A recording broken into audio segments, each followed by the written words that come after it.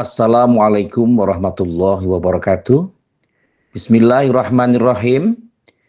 Ketika kita sudah masuk pada bulan Juni, tentu saja kita harus berpikir bahwa banyak momentum yang bersejarah. Terutama ketika kita perhatikan bahwa Pancasila sebagai dasar negara kita adalah lahir pada 1 Juni 1945.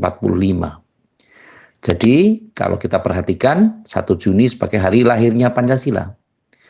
Perlu kita pahami sama-sama bahwa mungkin saat ini banyak anak-anak kita yang cenderung tidak mengerti tentang Pancasila. Apakah itu pembukaan, apakah itu batang tubuh, atau penjelasan Undang-Undang Dasar 1945.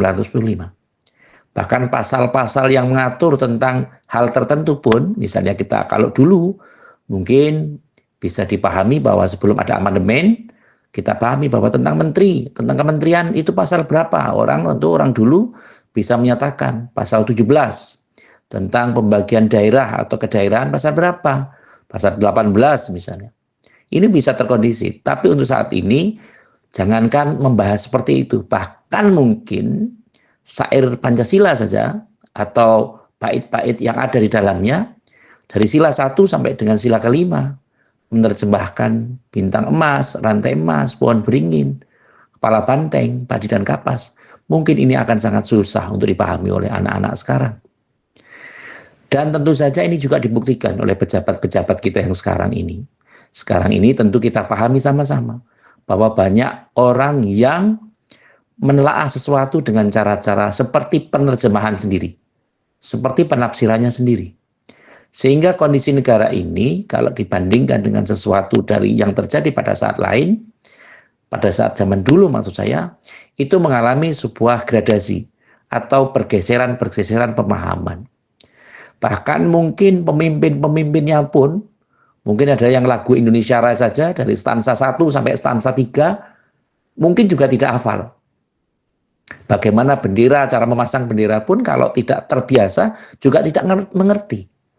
Pasal yang mengatur tentang bendera pasal berapa? Itu juga kalau ditanyakan secara acak atau Spartan, mungkin juga mereka secara random itu, mungkin mereka juga tidak paham. Inilah yang perlu dipahami oleh orang-orang sekarang.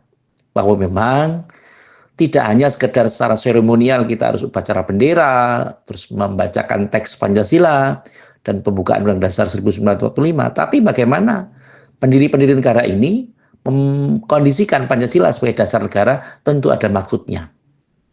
Tentu saya tidak bosan-bosan untuk mengingatkan kita semua, di era-era tahun 80-an, ada namanya P4, Pedoman Penghayatan Pengamalan Pancasila. Ada yang namanya Pemasyarakatan Pembudayaan P4. Pada saat lalu, di radio, di televisi, sering dikondisikan acara seperti ini. Tetapi pada saat sekarang, kalau kita melihat media televisi, media sosial, X, YouTube, atau yang lainnya, Instagram barangkali, itu tentu isinya hanya, kalau kita pahami sama-sama secara politis, mungkin bagaimana cara menjatuhkan karir politik orang lain, bagaimana cara menjelek-jelekkan orang lain, dan seterusnya, dan seterusnya. Ini menjadikan kita harus lebih berhati-hati, dan memahamkan oleh diri kita, bahwa negara ini adalah negara hukum. Sehingga tentu saja tidak semua orang itu kebal hukum. Dan mestinya kalau pemerintahnya sudah berupaya menegakkan hukum dan pemerintahan, mestinya dari masyarakat juga mengimbangi untuk bagaimana taat terhadap hukum. Dan setidaknya pemimpin-pemimpin kita itu tidak mempermainkan hukum. Tidak menggunakan jabatannya untuk membingungkan bawahannya. Ini agak susah sekali. Kegiatan-kegiatan yang seremonial, yang harusnya sakral, tetapi tentu harus dipahamkan dengan baik. Perlu diadakan asesmen tentang Pancasila. Perlu diadakan kembali pemahaman tentang Undang-Undang Dasar 1945. Tidak hanya sekedar menjadi sebuah kondisi atau kamus digunakan, dibaca ketika mereka digunakan atau dia digunakan. Pada saat-saat tertentu, misalnya peringatan Hari Kemerdekaan, Hari Pahlawan, Sumpah Pemuda, dan yang lain. Setidaknya kita jadikan Pancasila ini, mari setidaknya kita ingat bahwa Pancasila adalah sebuah simbol kepribadian bangsa, simbol masyarakat kita, bahwa masyarakat kita adalah masyarakat yang berketuhanan, bahwa masyarakat kita adalah masyarakat yang adil dan beradab, bahwa kita perlu persatuan, kita adalah rakyat yang perlu dipimpin oleh hikmah kebijaksanaan dalam permusyawaratan perwakilan untuk menunjukkan bahwa endingnya adalah keadilan sosial bagi seluruh rakyat Indonesia dan bukan hanya bagi golongan tertentu.